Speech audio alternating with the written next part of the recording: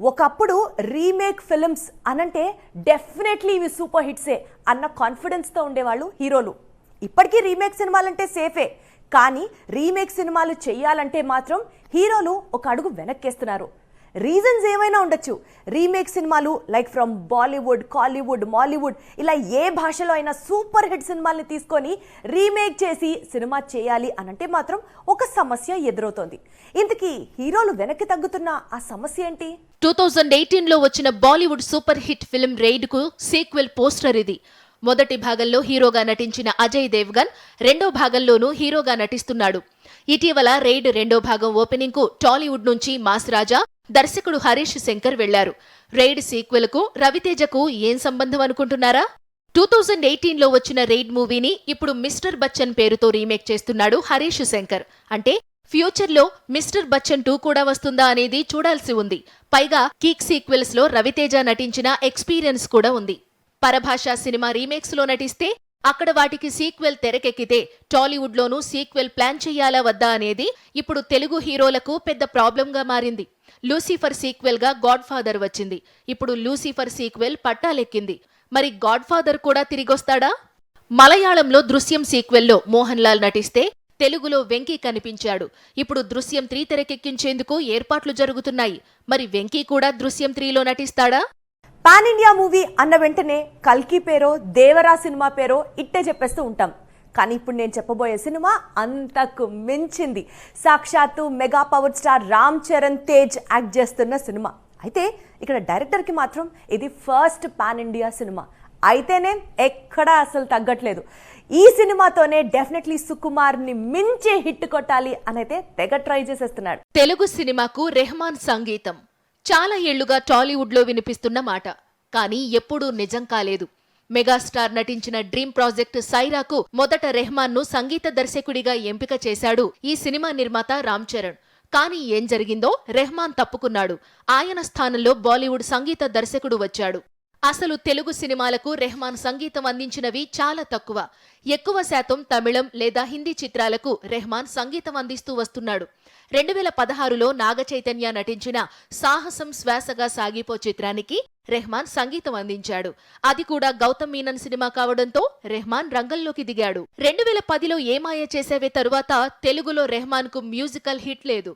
14 ఏళ్ల తరువాత ఇప్పుడు డైరెక్ట్ గా తెలుగు చిత్రానికి రెహమాన్ సంగీతం అందిస్తున్నట్లే లెక్క. అది కూడా రామ్ చరణ్ కోసం బుచ్చిబాబు రాసిన స్టోరీ విని ఇంప్రెస్ అయ్యి రెహమాన్ డేట్స్ ఇచ్చాడట. ఉప్పెనతో టాలీవుడ్ ను మాత్రమే షేక్ చేశాడు బుచ్చిబాబు. ఇప్పుడు రామ్ చరణ్ మూవీతో పాన్ ఇంటర్నేషనల్ మార్కెట్ ను షేక్ చేసేందుకు సిద్ధమవుతున్నాడు. గురువు సుకుమార్ పుష్ప 2తో బాక్స్ ఆఫీసును రూల్ చెయ్యాలని చూస్తుంటే, శిష్యుడు బుచ్చిబాబు రామ్ చరణ్ మూవీతో బాక్స్ ఆఫీసును బద్దలు కొట్టేందుకు సిద్ధమవుతున్నాడు. కొన్ని సార్లు సినిమాలు ఫ్లాప్ అయితే హిట్ కొట్టాలి అన్న కసిని హీరోల్లో పెంచేస్తూ ఉంటాయి. ఇప్పుడు ఎగ్జాక్ట్లీ అదే సిచ్యువేషన్ లో ఉన్నాడు హీరో నాగ చైతన్య. ఎలా అయినా సరే తందేల్తో గట్టిగా ఒక కమ్బ్యాక్ హిట్ ఇవ్వాలి అని చాలా ట్రై చేస్తున్నాడు. అందుకోసం తన కెరియర్ లో ఇప్పటి వరకు చేయనటువంటి డిఫరెంట్ పాత్రల్ని ట్రై చేస్తున్నట్ట. నాగ చైతన్య ప్రేమ కథలో కనిపిస్తే టాలీవుడ్ కు హిట్ కన్ఫర్మ్. ఏమాయ చేసావే మూవీ నుంచి ఇదే ట్రెండ్ కనిపిస్తోంది. అయితే ఎప్పుడూ సేమ్ జానర్ ఎందుకని నాగ చైతన్య కాస్త కొత్తదనం కోరుకుంటే ఆడియన్స్ నుంచి అంతంత మాత్రం రెస్పాన్స్ వస్తోంది. ఇంకో విధంగా చెప్పాలంటే ప్రయోగాలు అస్సలు కలిసి రావడం లేదు.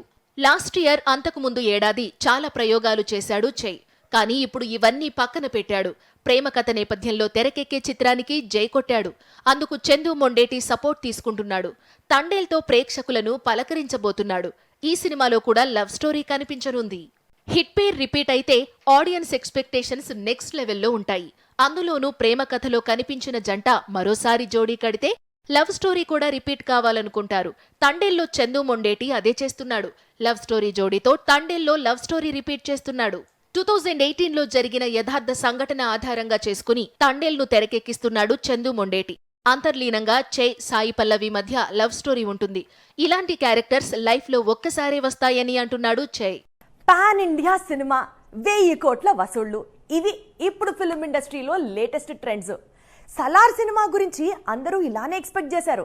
డెఫినెట్లీ 1000 కోట్లు ఈజీగా వసూలైపోతాయి అని అనుకున్నారు. కానీ సీన్ కట్ చేస్తే ఇప్పటి వరకు ఒక 700 crores 800 crores వరకు మాత్రమే కలెక్షన్స్ వసూలయ్యాయి. ఇంతకీ బాక్స్ ఆఫీస్ కలెక్షన్స్ దగ్గర సలార్ ఎందుకు స్లో అయింటాడు? సలార్ కలెక్షన్స్ లో డ్రాప్ కనిపించడం పాన్ ఇండియా వైడ్ గా హాట్ టాపిక్ గా మారింది. జనవరి 1 వరకు ఈ సినిమా కలెక్షన్స్ రిపోర్ట్స్ అందిస్తూ వచ్చిన హోంబలే ఆ తరువాత సైలెన్స్ కావడంతో రెబెల్ ఫ్యాన్స్ లోనూ కలెక్షన్స్ విషయంలో కన్ఫ్యూజన్ కనిపిస్తోంది. ఒకవైపు సంక్రాంతి సినిమాలు దూసుకొస్తున్నాయి. ఈ దశలో సలార్కు థియేటర్స్ దొరకడం కష్టంగా మారుతుంది. సో ఈలోపే ఎంత వీలైతే అంత సలార్ అందుకోవాల్సి ఉంటుంది. కానీ సలార్ ఆల్రెడీ స్పీడ్ తగ్గడంతో అసలు సలార్ కలెక్షన్స్ ఎంతకు క్లోజ్ అవుతాయి అనేది ఇప్పుడు ట్రేడ్ వర్గాల్లో ఆసక్తికరంగా మారింది. మూవీ క్లోజింగ్ వసూళ్లు 800 కోట్లలోపే ఉండే అవకాశం కనిపిస్తోంది. సలార్ రిలీజ్ డే రోజున ఈ సినిమా తప్పకుండా 1000 కోట్లు దాటుతుందని సినిమా పండితులు అంచనా వేశారు. అంతటి హిట్ టాక్ తెచ్చుకున్న తరువాత కూడా సలార్ 1000 కోట్ల మార్కు దాటకపోవడం ఇప్పుడు హాట్ టాపిక్ గా మారింది. సలార్కు నైజాం, నార్త్ అమెరికా, ఆంధ్రాలో అంచనాలు మించి వసూళ్లు వచ్చాయి. మిగతా ఏరియాల్లో మాత్రం వసూళ్లు తగ్గాయి. ముఖ్యంగా కోలీవుడ్ మార్కెట్ నుంచి కలెక్షన్స్ ఎక్స్పెక్ట్ చేసినంత రాలేదు. బాలీవుడ్ లో షారూఖ్ సినిమా డంకీతో క్లాష్ కావడం వల్ల మరికొన్ని కలెక్షన్స్ ను పోగొట్టుకోవాల్సి వచ్చింది. శాండిల్వుడ్, మాలీవుడ్ నుంచి కూడా భారీ స్థాయిలో వసూళ్లు అందలేదు. దాంతో సలార్ 1000 కోట్ల మార్క్ మిస్ అయ్యే అవకాశాలు ఎక్కువగా కనిపిస్తున్నాయి. సంక్రాంతి పండక్కి టాలీవుడ్ సినిమాలంటే ఎంత కాంపిటీషన్ ఉంటుందో ప్రత్యేకంగా నేను చెప్పక్కర్లేదు. అసలు అన్ని సినిమాలకి స్క్రీన్స్ లేక ఆ కాంపిటీషన్ నుంచి హీరో రవితేజ ఒక అడుగు వెనక్కేశాడు. సరే, ఇక్కడ దాకా బానే ఉంది. కానీ ఇప్పుడు మరి రీమేక్ సినిమాలు, డబ్బింగ్ సినిమాలు, అది కూడా ఇక్కడ స్క్రీన్లు దొరక్కపోతే అసలు అవి ఎలా ఎగ్జిబిట్ అవుతాయి? ఇంతకీ మరి వాటికి వేరే దారి ఏమన్నా ఉంటుందంటారా? ఆ డీటెయిల్స్ తెలియాలంటే వాచ్ దిస్ ఎక్స్క్లూజివ్ స్టోరీ. పండగ ఏదైనా కోలీవుడ్ నుంచి టాలీవుడ్ కు డబ్బింగ్ సినిమాలు వస్తుంటాయి. గత కొన్నేళ్లుగా సంక్రాంతి సీజన్ కు కోలీవుడ్ నుంచి స్టార్స్ వస్తున్నారు. పండక్కి తెలుగు హీరోలతో పోటీ పడుతూ ఎంతో కొంత వసూళ్లను అందుకుంటున్నారు. లాస్ట్ ఇయర్ సంక్రాంతికి కోలీవుడ్ నుంచి టాలీవుడ్ కు వారసుడు, తెగింపు చిత్రాలు వచ్చాయి. ఈ ఏడాది స్టార్స్ కాకుండా ధనుష్, శివకార్తికేయన్ లాంటి యంగ్ హీరోలు అక్కడి నుంచి వస్తున్నారు. ధనుష్ కెప్టెన్ మిల్లర్ గాను, శివకార్తికేయన్ అయలాన్ చిత్రాలతో వచ్చేందుకు సిద్ధమవుతున్నారు. అయితే ప్రతి ఏడాది సంక్రాంతికి తెలుగు నుంచి 2-3 చిత్రాల విడుదల ఉండడంతో తమిళ డబ్బింగ్ సినిమాలకు స్క్రీన్స్ అడ్జస్ట్ చేయడం టాలీవుడ్ కు ఈజీగా ఉండేది. కానీ ఈ ఏడాది ఆ పరిస్థితి లేదు. స్క్రీన్స్ అందుబాటులో లేని కారణంగా రవితేజ కొత్త చిత్రం ఈగల్ వాయిదా పడింది. ఈ దశలో కెప్టెన్ మిల్లర్, అయలాన్ వస్తే వారికి స్క్రీన్స్ దొరకడం కష్టమే. మరి తమిళ హీరోల ప్లాన్ ఏంటి అనేది కొద్ది రోజులు ఆగితే తెలుస్తుంది.